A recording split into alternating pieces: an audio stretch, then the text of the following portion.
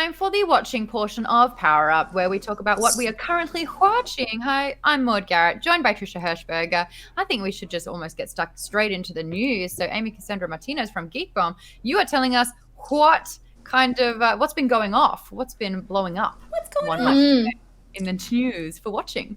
This one's really exciting. So, Josh Gad has this YouTube series. It's called Reunited Apart, and he has a new reunion that's taking place this Sunday, May 31st. So if you're watching this when we put this out on VOD, you're good. You still have time.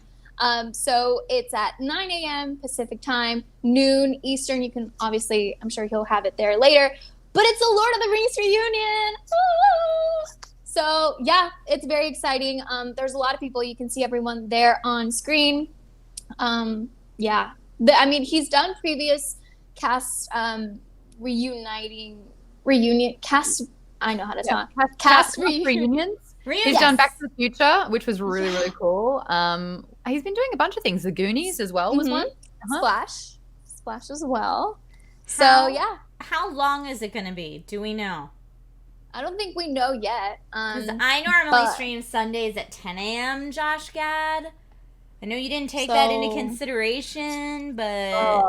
throw down. I'm totally kidding. Watch Josh Gad's Lord of the Rings reunion. I will probably be watching it too. I just hope it doesn't go on for hours and hours because I think I'm going to beat Final Fantasy VII Remake this Sunday. It's a big deal. Yeah, how are you going with that game? Because I put a few more hours into it this week. I love it. I love it so much. I'm dressing as Tifa every time I'm playing it. It's amazing. I love it. I'm a big fangirl. Cloud's a bit of a wet sock from time to time, isn't he? I'm like, she's putting moves down, dude. Stop being so dismissive. Just like... That's like the whole thing, though. He's sad emo boy. He's sad emo boy the whole time. Needs a hug. I got long arms. I can do that. Yeah. Definitely. But yes. STS, any update on the new cosplay? No. Quarantine shipping is still a butt. I wanted to have a new Tifa cosplay made in time for the premiere of the new game. And even though I did everything I was supposed to do, it didn't happen in time. And so now I'm waiting indefinitely. And then I was like, oh, that's okay. I'll have it ready for Comic-Con. Oh, no. Oh, no. What Someday. Comic-Con is this in a row? Like, how many years has this broken for you? Your run? My run of Comic-Cons? Yeah. Ooh, I don't know, 14 maybe. I was only 7, but I didn't live in the country before then, so maybe it was 7. E3 was no, because I stopped going to E3 when it was public. So yeah, this would have been my 8th Comic Con in a row. Wait, no, it would have been 15 because I moved to LA in 2005, and I started going the first year I moved to California. So this would have been my 15th year. How many times did you go as a fan, and then how many times did you go professionally? So the way that I got in, yes, as a fan, but also I couldn't afford those tickets or those hotels. Like, I just moved here. I had no money. I got myself a gig as a booth babe. Yeah, STS says Trish was an OG booth babe. I got myself a gig as a booth babe for Mattel at Comic-Con. So I just stood in Mattel's booth and was like, check out these 20th anniversary Ghostbusters action figures. And whatever products they had me on, from WWE to Ghostbusters to, I did the hoverboard, which it was funny because once I started on SourceFed, then people were like, I think I met you a few years ago. Were you the hoverboard girl? Yes, wow. Yes, I was. But it was great because the folks at Mattel are awesome. They completely understood that I was there because I love that world and I love Comic-Con. And so it's a lot of the marketers who represented the brands that I was there to represent would say, like, okay, what signings do you want to try to get to today? And like try to orchestrate my breaks around when I could run and try to get to something. So I stayed working for them for a long time, even like after I started SourceFed, because they were so cool to work with and so nice to me. And I still got to enjoy my Comic-Con. So like I got the free badge. And I got to play with toys. It was like Tom Hanks and Big. That was my job. And I got the free badge. And then I made like con friends that were just my Comic-Con friends. And at the time, because again, poor, we would pile 8 people into a hotel room. So someone would book a hotel room at the Hilton or the Marriott right next door. and then we would just divide it up 8 ways. And I slept in a Tauntaun sleeping bag in the corner of the floor in a room with 7 other people because Comic-Con. Yeah, wow. Got it. Dedication. So I consider that going as a fan, even though Yeah. technically I love that. was working. Yeah, wow. That just because it sounds like you would have had been working a lot, and then the only time off you would have had is to like rush around. I was like, that just sounds exhausting. Yeah, Good on I you. mean, yeah, it was exhausting, but I was also in my 20s, in my early 20s, so you got a lot more energy for that kind of nonsense then. And then as I got older and started working it as media instead of as an exhibitor, then it got actually a lot more exhausting. Yeah. Because then it's like, oh, but I wanted to see this thing and I can't because I'm assigned to this thing. And honestly, still, I felt very fortunate to even be there and be getting paid to be there. But it's a very different experience when you're working it as press or media than when you're there as a fan, or in my experience, if you're there as an exhibitor. Yeah. Oh, yeah. Big Maude, time. did you go as a fan before you were working it? Or I guess when you came to the States, you were already media? Mm-hmm. Yep. From the get-go. My first Comic-Con was doing press lines. So I did that for a couple of years with a radio show that I was doing called The Hot Hits Live from LA. And I would basically do a lot of red carpets. I would do, celebrity interviews, press lines, and Comic-Con was a big one for that. Yeah.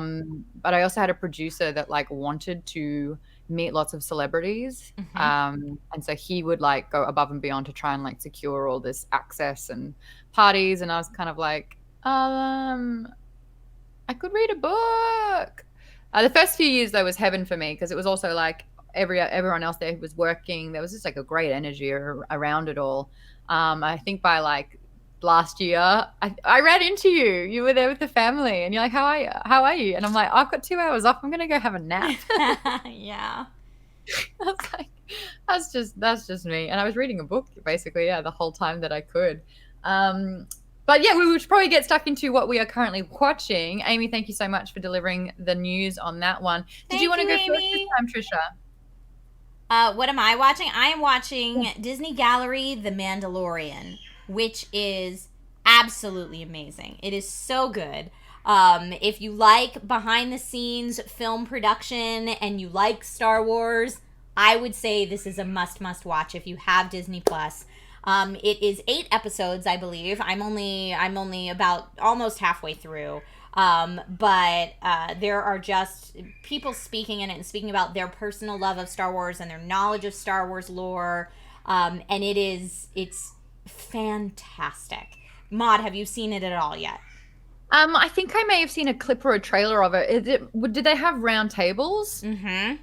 Yes. Okay. Then I've seen a moment where Dave Filoni was talking about the importance of the Phantom Menace and why Liam Neeson or Qui-Gon Jinn dying was so imperative to Anakin's turning to the dark side. Yes, that is a clip so many people talk about because I think it's the first time a lot of us went, oh. Because I was like really kind of devastated. Well, I kept thinking that the battle shouldn't have ended with Maul dying. I would have thought that the rest of Phantom Menace would have been really, really cool if they were in pursuit of, like, so they were constantly being tracked by Maul and that ever sort of lasting presence of always about to be sprung and you're never really safe like that. I thought that would have been really cool.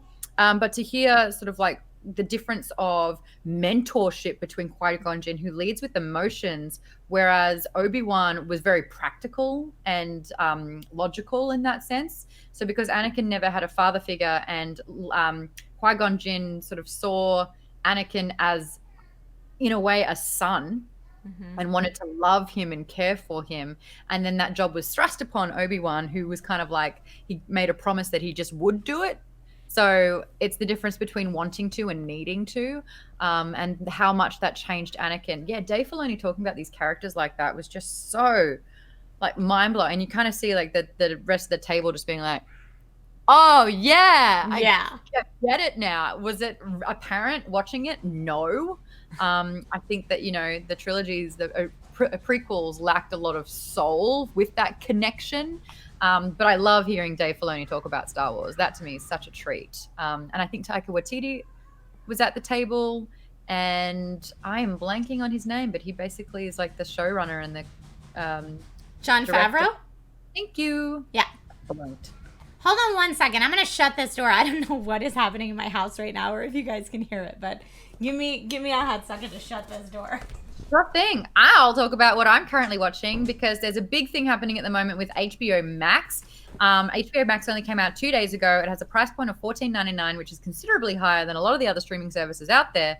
But I kind of really have looked into it and weighed it up. And they have so much content, including favorite things like Lord of the Rings and Harry Potter. And now I'm choking, so I'm going to need a second as well. It's those peanuts, man. Oh, man. HBO Max is dead to me right now. I know it just started, but it is the same price as HBO Now, which I pay $15 a month for. They should be consolidating, I thought. They could be, except for the fact that HBO Max doesn't have a deal with Roku. Okay. And guess what? I don't want to watch it on my phone. I don't want to watch it on my computer. I would like to watch it on my TV. See, this is what I think is really confusing with HBO is that they have HBO Go now and now Max. And it's like, give it a different name or like it's really, really confusing how they're putting it forward. And if it's confusing, then that's not a good sign. But one of the launching titles that they have, and I think they're going to have like 31 original shows, I think throughout the first year or two of launch. And one of them is Love Life with Anna Kendrick. Now, it's actually not rating very well. I believe it's like at 48% or something on Really? I feel like so many people are watching it. I love this show. I will champion this show. It's been I mean, I watch a lot of content for Quibi, and a lot of the time I'm like, yeah, it was fine. It had a strong, had a weak opening. I don't really care for the characters. But this one, I was like in straight off the bat. I think that Anna Kendrick is an executive producer on this, and I think that added sort of like connection with the show. Cool. Has just made her shine in this role. I think it is just so realistic. It's kind of like a younger Sex and the City, where Sex and the City is almost parody-esque with like, darling, I can't believe that. Oh, I'm still single. Whereas this is kind of like a Richard Linklater take, where it's like, this is what it looks like in your 20s, and this is kind of standardized, and a lot of women can relate to these particular relationships that make up before finding the one. So how would you say on the scale of Girls to Sex in the City, where does it fall?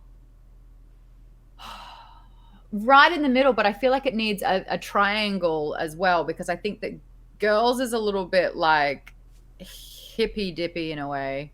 And woe is me, whereas Sex and the City is more like, darling, gorgeous manicure. It's so glamorized. Designer, and it kind of just needs something in the middle where it's like quite normal. And the discussions that we had about it was that my co-host just didn't identify with it at all, didn't like it, thought the characters were boring, thought the supporting characters were contrived. And I'm here going, I can tell you from experience that this is like on the money. Like, this is kind of like how it goes. I liked the first half of the season better than the second half, but I polished all 8 episodes in 2 nights. So yeah, I really dig it. And I think people who do see it, let me know what you do think of it, because it's got a target demographic which I fall into. So I think it was quite interesting pushing so hard for this to be a launch title where it really does only appease a certain demographic. Yeah, unlike The Mandalorian launching for Disney Plus, where it was like, yeah, it got 3.5 million downloads on the first day, because that Star Wars universe is so in demand. I don't know why they cut the Game of Thrones prequel. I think that as an opening on the opening slate for HBO Max would have been a smarter play. But what do I know? And HBO Max is going to have the Snyder Cut, so yeah, lots of good stuff for HBO Max. And for those of you in chat who are commenting that it's also, HBO Max is also not on Fire, on Amazon Fire Stick. That is true. And between Roku and Fire Stick, that's 70% of streaming households. So if you don't have cable and you're a cable cutter and you're just a streaming household, 70% of you are not able to get HBO Max right now. But I don't understand. I've never used a Roku or Fire Stick because my TV, you can just download the app and watch it. So if your TV is a smart TV, I think Samsung is the only smart TV that has the HBO Max app. And that's what I use. There you go. So if you have LG or Sony, you're also screwed. Basically, HBO Max needs to do a better job about handshaking and schmoozing with the different companies. From what I read, everybody's hoping a deal will be worked out with all these different places shortly. But I guess HBO Max, money-wise, is asking for some unrealistic deal or something like that. Anyway, they have not come to a kiss and make up point yet. But I would really love them to because I want to see their content. Apparently you can watch it through the PlayStation. Do you have a PlayStation? I do, but it's up here in my streaming room, not downstairs in my living room. Because I'm playing Final Fantasy VII. Mr. Stevie Game says, can't watch HBO for BS reasons? Welcome to Australia. Yeah. Yeah, watching Game of Thrones when I was in Australia was like nearly impossible. Oh, I feel your pain. I do. I feel it. And hopefully I will end it on a positive note. Hopefully we will all get HBO Max and be able to support Anna Kendrick in all her glory very soon. Oh, let's face it, I'll probably get an account and just give you the password again, Trisha. Okay, cool. I am totally using your Hulu, by the way. 100% am. If you saw the profile on your account that's just T. Yeah, I saw that.